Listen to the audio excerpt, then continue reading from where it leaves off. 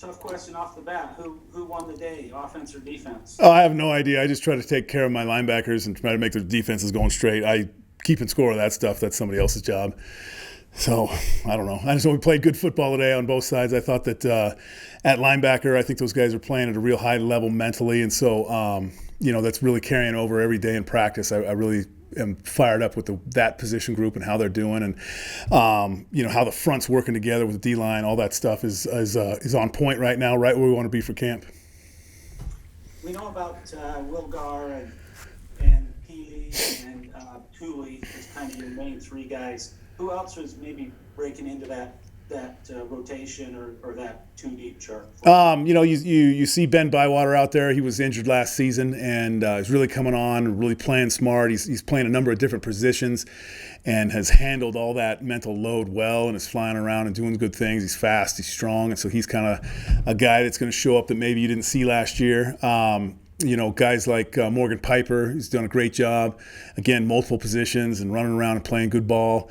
The next crew is probably like Josh Wilson and Drew Jensen. I'm sure I'm forgetting somebody right there, but I am forgetting somebody who's next. But good. I'm as a group again. I'm very happy with the direction they're going and the progress they've made in the last. I don't know what practice this is, but practice 10 or 15. I have no idea. You like the track you're on? You feel like you're on track? Are you ahead of schedule or behind? Or I actually feel coming out of last week's scrimmage, I felt like we were way ahead of schedule and ready to take that step to start thinking about the first few games. So today's scrimmage was mentally focused. The sideline, the coming on and off, understanding situational football.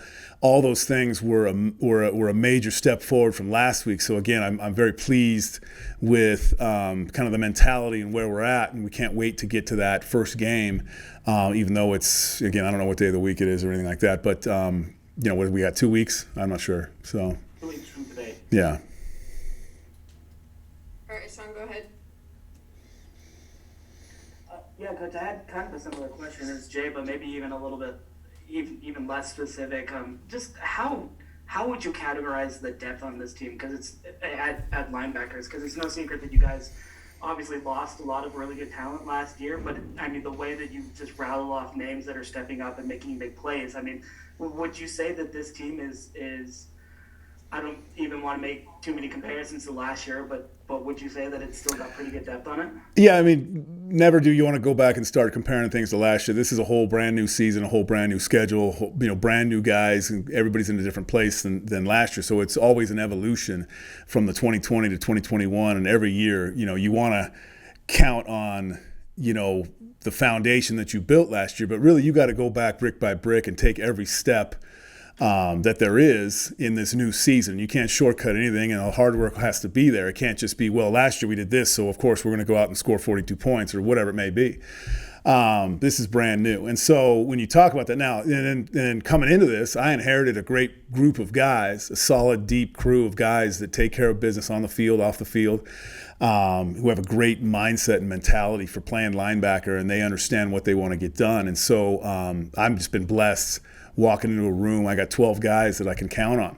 And, maybe not all of them in the same place exactly, but you start with leaders like Peely and Wilgar, and then Thule and Bywater and Drew and Kafusi, all those different guys.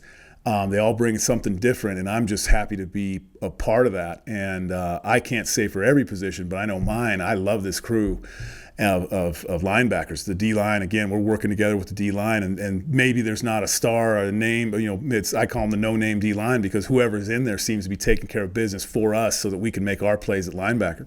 So there's a lot to it, and I'm so deeply involved. I don't look at the offense or how deep the O-line is, whatever that is. I don't know, but I can just tell you about my situation, how very happy I am to be with these guys.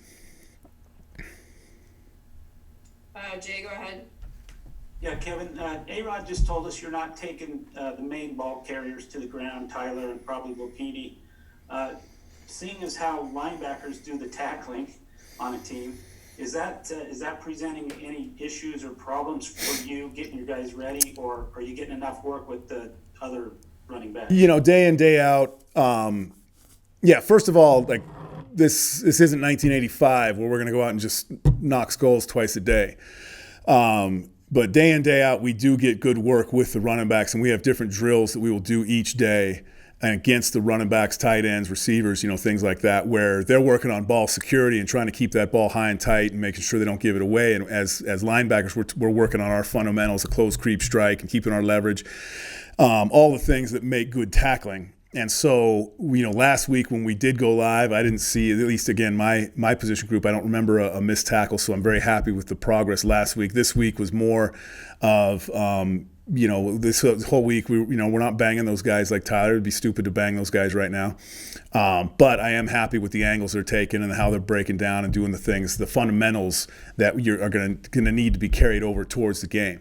First games are always kind of, you don't know what you're going to get exactly, but I believe 100% these guys are going to be in that area. The tackling shouldn't be an issue.